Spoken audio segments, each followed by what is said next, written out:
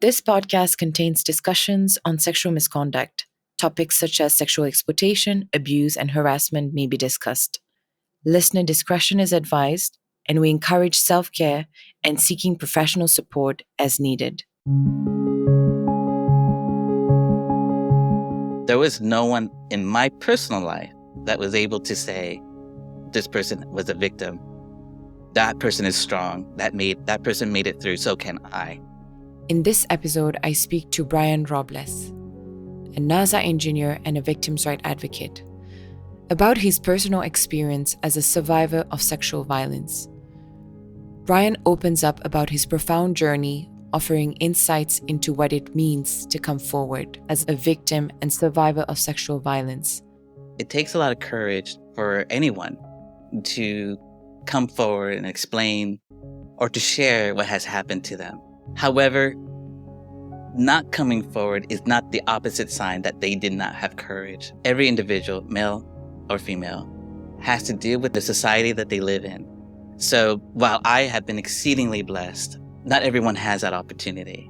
As we open up the conversation to remedies and healing for victims and survivors, Bryan and I discuss the importance of policies framing the prevention of sexual misconduct in the workplace, as he emphasizes the pivotal role of organizational culture in responding to the needs of victims and survivors. A culture of acceptance, of reception, and validation, and a methodology to remedy what has happened. And also that the organization also have accountability. This is the #NoExcuse podcast. We discuss the challenges, complexities, and potential solution in preventing and responding to sexual exploitation, abuse, and harassment in the humanitarian and development sectors. You'll hear interviews with victims and survivors, experts, aid workers, artists, and leaders. The podcast is produced by the World Health Organization's Department for the Prevention and Response to Sexual Misconduct. I am Guni Dias, your host and Global PRS Network Coordinator for the department. Bryan Robles, welcome to the #NoExcuse podcast. Thank you for inviting me. I appreciate it. Bryan, could you share with our listeners how a NASA engineer like yourself ended up connecting with the World Health Organization? It's been quite a journey, but it all started with my umbrella that has a NASA logo on it as well. And so the story goes like this, is that as soon as I was coming out of the rain into my apartment into DC, I live in Washington, DC. And as I entered the lobby, I was unfurling my umbrella, and a civil rights activist named Amanda Wynn, which I didn't know at the time, stopped me and said, "Hey, are you with NASA?" I said, "Yeah, I am." And I said, "Oh my gosh, I love NASA." And it just started this wonderful conversation about science, space. And that's how I know her first. She's a space enthusiast. And so later on, I realized that she is both the CEO and founder of RISE, which is a civil rights group, a nonprofit that advocates for sexual assault survivors' rights worldwide, along with other things such as justice labs and stuff that they work with both domestically in the United States and worldwide. And so as my friendship developed with her and I got to know her work, I think it was about maybe several months later that I talked to her and said, I also have my own story. Can I share it with you? And how I felt when I shared that story with her, she was like, "Oh my God, Bryan, I had no idea." I said, "No, I cover things up and I'm a very private person." And I dealt with my assault at the hand of my babysitter when I was a kid. Then she became even a dear friend because she provided extra resources to help me, And it's not like I haven't received help before. It's a lifetime journey. It can be. Later on in 2022, she asked me if I was willing to participate in What Were You Wearing campaign event, which is a combination of two things, fashion and also advocacy for what ended up being Resolution 76304, which is, if I can couch it, a Bill of Rights for sexual assault survivors to be passed by the UN General Assembly. So I said, sure, I will. And then later on, she asked, would you like to also speak about your experience? And that was a game changer proposition for me. She put no pressure. I was going to help no matter what. And I asked her to give me some time to think about it. And so I ended up thinking it over and I replied and I said, okay, I will. And that was the first time I spoke to people outside my inner circle, outside of my family as well. And I shared a story which was shared later, broadcast or in socials. And a lot of my friends saw that and they were like, oh my gosh, we didn't know that happened. And I said, again, I'm a private individual. And I spoke before the United Nations General Assembly leadership, dignitaries, diplomats. And it was a nerve wracking situation, but I'm glad I did it. And wasn't maybe a month later that the UN decided to take up the measure. And I went back to the UN again to witness it pass, which was an amazing event. And now fast forward 2 years again into 2024, and we have now the 7604 resolution is being implemented. And they wanted to hear from us again about what that resolution meant and perhaps how we can best implement that resolution. So Amanda asked me if I could speak again, and I said, sure, I will. I'm always meeting the most amazing people at these events, the most stellar people, courageous, strong. I admire so much. And one of them, Dr. Gaia, she's a director with the World Health Organization regarding the prevention, of sexual misconduct within the organization as well. And she gave a very powerful speech. And it was afterwards that we just kind of met each other and we started talking and we got a selfie together. And then she turned to me and said, Bryan, here's my card. I said, would you be interested in doing a podcast? I'm like, okay, sure. And they said, okay, I'll have people contact you. And she mentioned your name as well. And she also wanted that photo, right? So I was excited to do it, but there was also no way out of it because I was going to send that photo. So I sent the photo and I said, yes. And that's when I got connected with you. And so that's a long story how I got connected with the WHO. And it all started because while I do indeed work for NASA, you know what I'm saying? I had my NASA umbrella as a fanboy. The journey was that from a personal place, and of experience that has got me to where I am today speaking with you, which I'm so thankful for.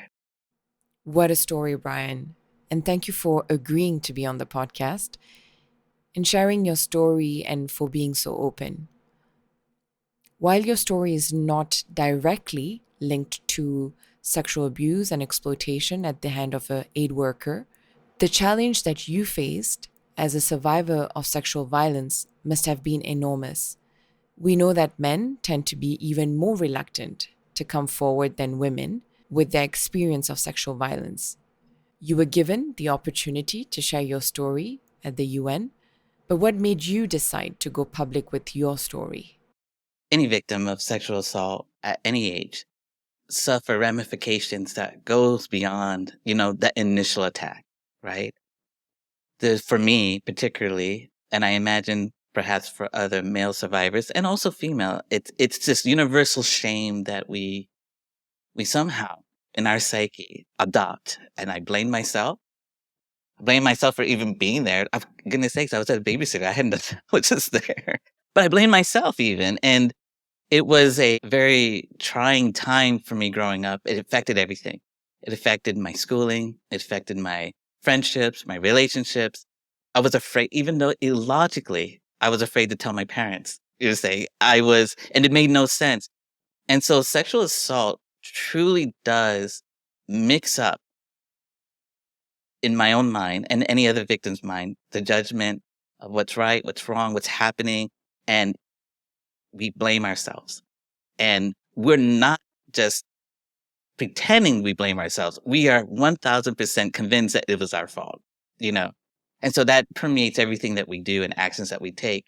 But there was a point that I could not function anymore. And I ended up eventually seeking on my own volition counsel, from psychiatrists. And that's the really first time I said what had happened. And, and then from that point on, go back and tell my parents. Of course, their reaction was that of absolute love and just heartbroken with nothing but love from them. And also wrath and anger. And they try to seek out that babysitter. Fortunately, based on some investigation, they flew or fled to Panama or something like that. So they're not even in the country. But that was the first step of that healing. And to your question, what motivated me to come out publicly with this is that I hear a lot of stories, important stories that needs to be heard. And I hear it mostly from the female side of that equation.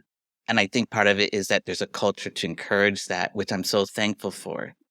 But on the male side, it's almost like culturally, it's like, oh, it doesn't happen to men. There's not enough public exposure to it.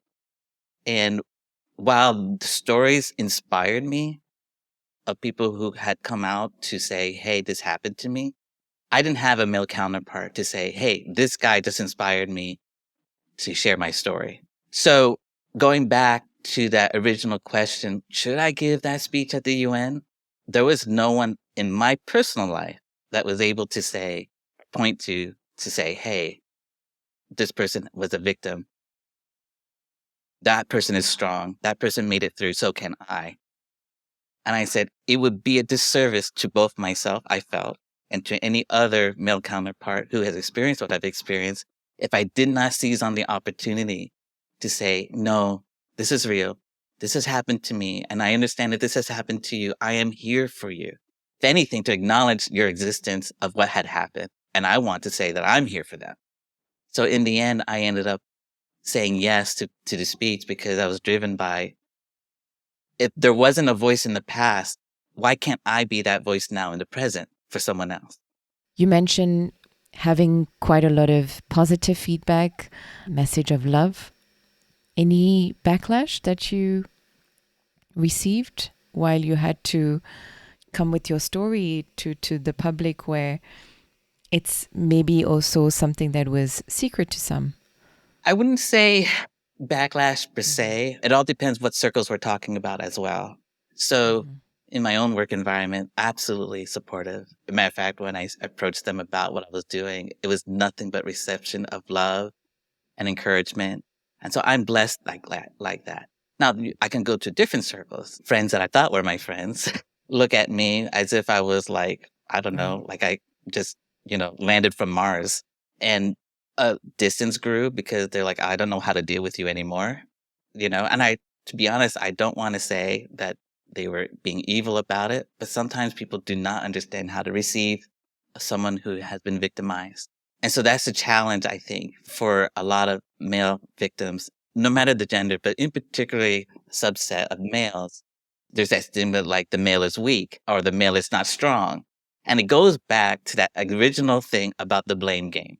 In the female gender, and particularly when I was participating in What Were You Wearing, we were creating a message to say, hey, what happened to the female had nothing to do with what they're wearing. Stop the blame. Stop the blame game. And I would say the same thing for males. Stop the blame game on whether to say, oh, they weren't strong enough. They weren't determined enough to fight off of their attacker. Or, I mean, come on, especially for kids. How can you do that? It's always this cultural thing of, well, what did you do to make that happen?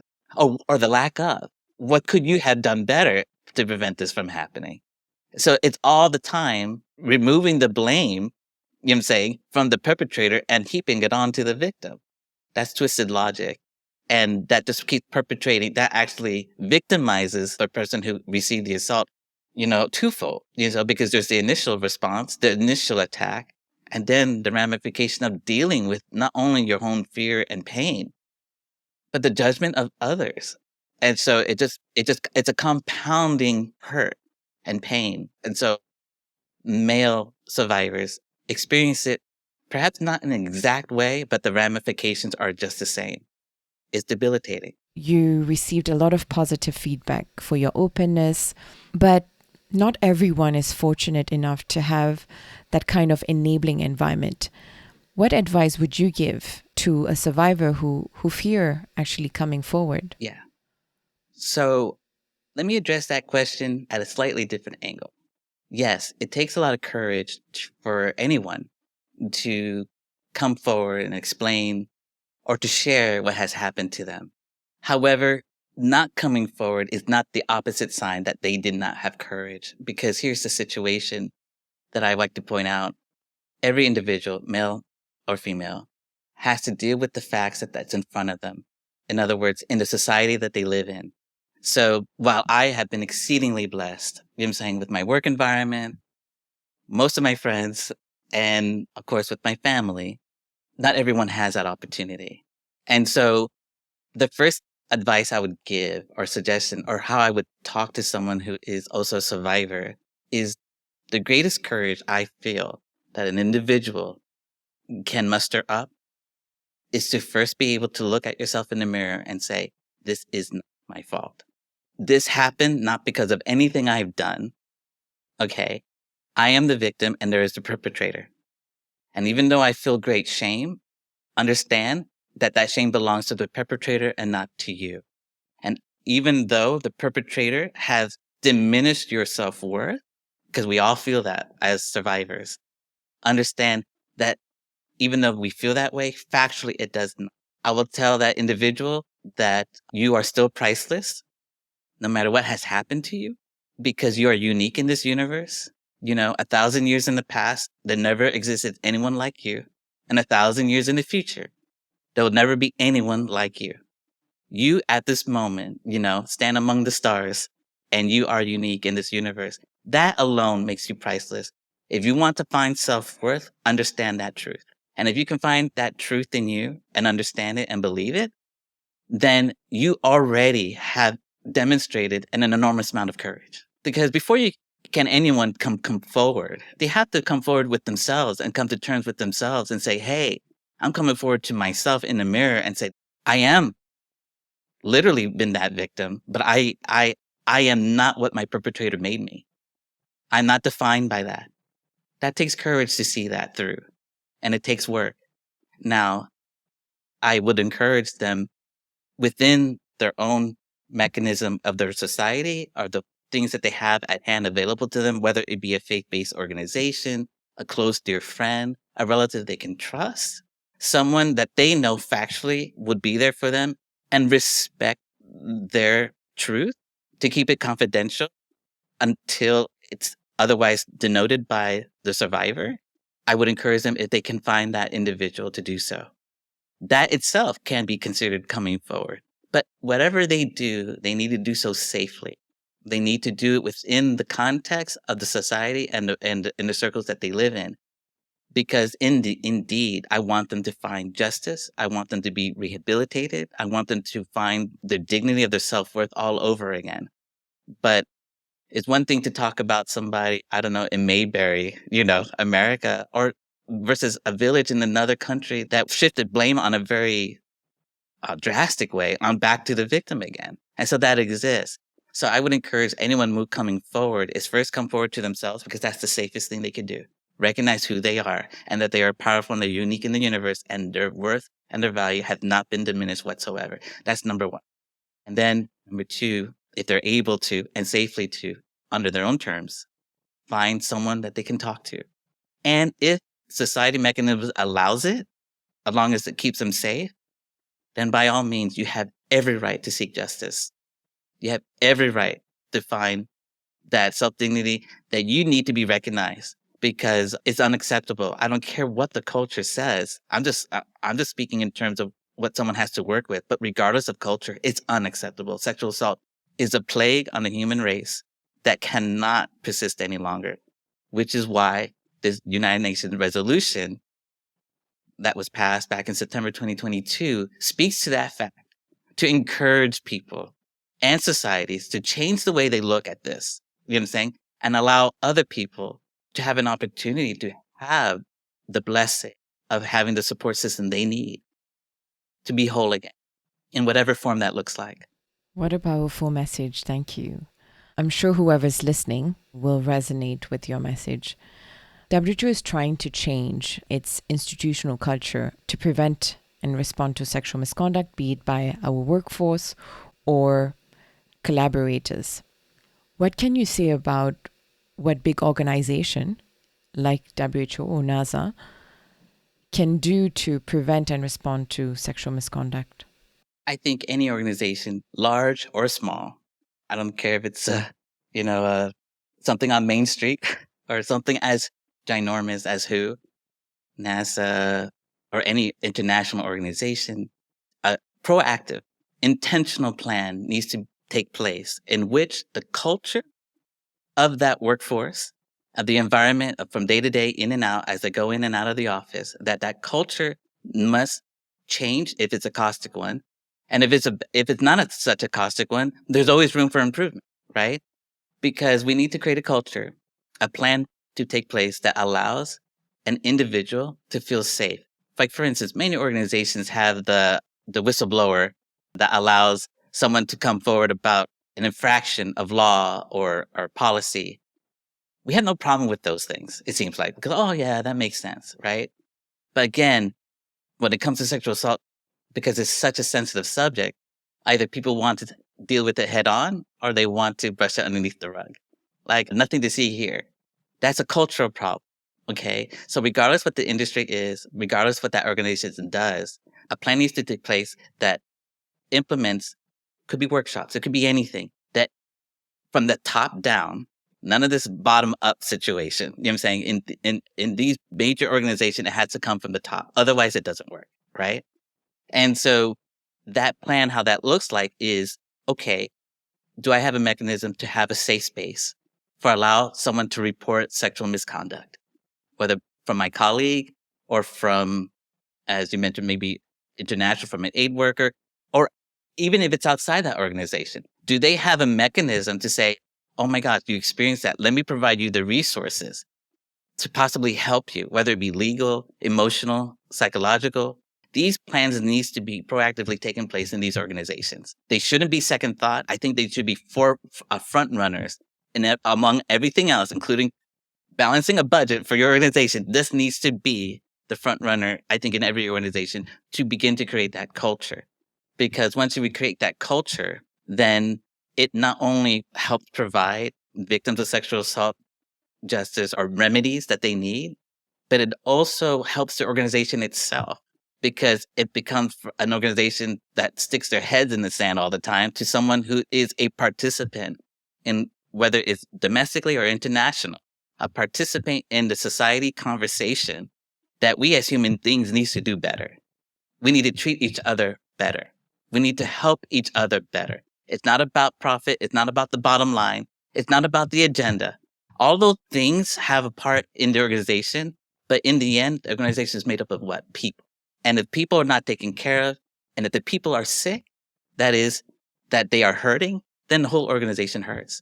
And that's what I think WHO, NASA, or any other organization, I know they are doing, but there's always room for us to keep growing in that area. And if an organization is not there, there's never too late to start. Today is the best day to start, because it becomes a domino effect and it can grow exponentially. A culture of acceptance, of reception and validation, and a methodology to remedy what has happened. That the organization also have accountability, especially if it's among their own workforce. Accountability needs to be demonstrated to the satisfaction of not only the victim of sexual assault or sexual misconduct, you know what I'm saying, but the satisfaction of those who had not experienced it, because people are watching. Right. That's how you promote a culture, you know, of safety and acceptance. Right. You say promoting a culture of safety and being open, to have these type of conversation. And the hashtag No Excuse podcast is a tool where we want to have, these honest and open discussion about sexual misconduct that are committed by aid workers, so that people can understand that these things happen. What are some of the things that can be done to prevent and respond to it? Some of our listeners can include, the courageous survivor. It could be the empathetic allies, the supportive bystander, the curious seeker of knowledge. There's also individuals who are on a path of reflection and personal growth. What would be your message to this diverse set of audience that you'd like them to keep? Thank you. That's a really good question. And it's a multifaceted, because you have the compassionate person, the bystanders who's empathetic, as you mentioned. You have a survivor who also could be there. And you have other people who are just wanting to help, right? I would couch it like this, that regardless of what angle you're coming at this, that you need to have a common baseline. And that common baseline is this. And I think we spoke about it a little bit at the 68th Annual Commission on the Status of Women about the implementation of Resolution 76304. And particularly my talk was, whatever we do and however we help, we need to be survivor-centric. What I mean by survivor-centric, I'm talking about on an individual basis, because there's so many people who wants to help and so many people wants to make these policies to help. I applaud all of that. But we can quickly get into a one-size-fits-all situation, and we may force a remedy or help that may not exactly help that individual based on where they are in their life or where they're located, right? And so to be survivor-centric is, whether you're an empathizer, whether you're a supporter or bystander, is identify that individual. Meet them where they are at, okay? Whether it's as an organization or one-on-one. And I like to say this, when someone's crying, help them to cry. Don't try to stop them from crying. Help them to cry. Know that you are there. Let them know that you are there for them. Let them know that you stand with them in solidarity. And so with that baseline of being survivor-centric, then you also understand, or we can also understand that, okay, how can I help this individual? He or she is dealing with X, Y, and Z. Okay. Within X, Y, and Z, there are limitations based on where they live, And so it's a situation that if we were being survivor-centric under hashtag no excuses, which is which I love that, by the way, it's a very powerful hashtag. And it allows us to be survivor focused. So regardless where someone's coming, whether they are a survivor, thank God for that. We need more of that. But no matter what we do, we need to keep in mind that being survivor-centric is paramount to be effective. I can't tell someone who's from a very stringent family that could blame them, about and actually take retaliatory measures against their own people, their own family member, because what happened to them. I can't say, oh yeah, take it to court, bring it to the police, knowing full well that the police will just bring it back to that family and punish that victim. And that's what I mean by survivor-centric as an example, and so you have to figure out what's another way, because that person needs to receive justice. They need to receive the renewal of their self-dignity. But being survivor-centric guides us to figure out how to help them the best. So I think we got to be careful not to do blanket policies. Policies has to be in place to allow people to know they are empowered to move forward and to have redress against the perpetrators. That's absolutely good. But on an individual basis, we need to dig deeper. We need to sharpen our pencils and understand that if we're going to help the world of sexual assault survivors, we need to be survivor-centric. And that comes down to the individual. We need to take the time to do that. And that's how I think we can achieve that hashtag no excuses, because there'll be no excuse, right? We're going to help everyone. Bryan, thank you for taking the time to speak to us. And thank you for speaking in behalf and for survivors. We truly appreciate you. It means a lot to have heard your stories and your message to other survivors. And I hope that helps them as well. But it also helps an entire organization also to create empathy towards survivors and understand, if it is not something you've experienced yourself, to know what's going on. So thank you, Bryan. Thank you. I appreciate it so much. Thank you for the opportunity to even speak about it today. Thank you.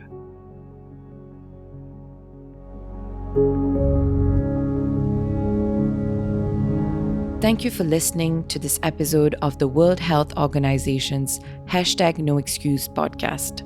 We hope we've given you another perspective on preventing and responding to sexual misconduct in the humanitarian and development sectors.